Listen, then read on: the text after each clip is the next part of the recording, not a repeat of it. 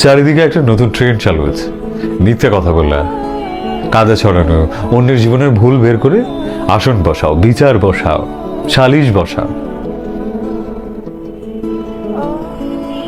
নিজের জীবনের উন্নতি না হলে কোনো সমস্যা নাই, কিন্তু অন্যের জীবনের উপর বিশ্লেষণ না করলে রাতে ঘুম হয় না, রাতে ঘুম আসে না।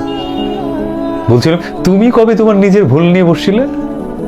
যে অন্যের ভুল খুঁজতে যাচ্ছ, তুমি খুঁজে বেড়াচ্ছ, তুমি কবে তোমার নিজের ভুলের বিচার করেছিলে যে অন্যের ভুলের বিচার করতে যাচ্ছ তুমি? হ্যাঁ, মানুষজন না এখন আর উন্নতি দেখে না কারো, মানুষজন খুঁজে কার কয়টা দাগ আছে, কার কয়টা দাগ আছে জীবনে।